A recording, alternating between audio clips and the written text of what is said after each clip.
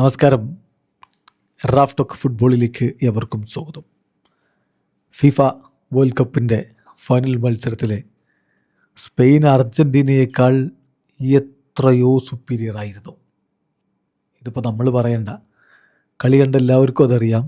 എന്നാൽ അർജൻറ്റീനയുടെ കോച്ചിങ് സ്റ്റാഫിൽപ്പെട്ട മാത്യൂസ് മന്ന തന്നെ ഇക്കാര്യം സ്ഥിരീകരിച്ച് പറയുന്നു. അവരുടെ വീഡിയോ അനലിസ്റ്റാണ് അദ്ദേഹം. ഓരോ കളി കഴിഞ്ഞിട്ട് വീഡിയോ അനലൈസ് ചെയ്ത് മറ്റു കാര്യങ്ങളൊക്കെ തീരുമാനിക്കാൻ കോച്ചിങ് സ്റ്റാഫിനെ സപ്പോർട്ട് ചെയ്യുന്നയാളാണ്. അദ്ദേഹമാണ് പറയുന്നത്. അദ്ദേഹത്തിൻ്റെ വാക്കുകൾ TYC സ്പോർട്സ് റിപ്പോർട്ട് ചെയ്യുന്നു. അദ്ദേഹം പറയുന്നു, ഞാൻ ഫൈനൽ 2-3 തവണ വീണ്ടും കണ്ടു. 2022 ഫൈനലും ഞാൻ അങ്ങനെ കണ്ടിട്ടുണ്ട്. പക്ഷേ എക്സ്ട്രാ ടൈം, ആ ഫൈനലിൽ എക്സ്ട്രാ ടൈം ഞാൻ കണ്ടിട്ടില്ല. ഈ ഫൈനലിൽ എക്സ്ട്രാ ടൈമും ഞാൻ അങ്ങനെ കണ്ടിട്ടില്ല. ഒരുപാട് കാര്യങ്ങൾ അന്ന് എക്സ്ട്രാ ടൈമിൽ സംഭവിച്ചിട്ടുണ്ട്. എക്സ്ട്രാ ടൈം എന്ന് പറഞ്ഞാൽ വളരെ ഇമോഷണൽ ആയിരിക്കും. അവിടെ ഒരുപാട് ടാക്ടിക്കൽ കാര്യങ്ങളൊന്നും അങ്ങനെ സംഭവിച്ചുകൊള്ളണമെന്നില്ല. ഞാൻ നോക്കുന്നത് ടാക്ടിക്കലായിട്ട് എന്ത് സംഭവിച്ചു എന്നുള്ളതാണ്. ഒരു സംശയം വേണ്ട, സ്പെയിന് വളരെ സുപ്പീരിയർ ആയിരുന്നു. ദേവേർ സുപ്പീരിയർ. ആ മത്സരം ത്രൂ ഔട്ട് അവർ വളരെ സുപ്പീരിയർ ആയിരുന്നു.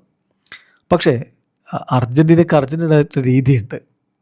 അതാണ് ഒരു അർജൻറ്റൈൻ സ്റ്റൈൽ ഓഫ് ഫുട്ബോൾ എന്ന് പറയുന്നത്. അവർ കളിക്കുന്ന രീതി, പാസുകളിലൂടെ ലിങ്കിങ് അപ്പ് ചെയ്യുന്നത്, അത് ഇനിയും ഒരു 10-15 വർഷത്തേക്ക് അങ്ങനെ തന്നെ തുടരുമെന്നാണ് ഞാൻ പ്രതീക്ഷിക്കുന്നത്. അർജൻറ്റീനയുടെ കളി രീതി വേറെയാണല്ലോ.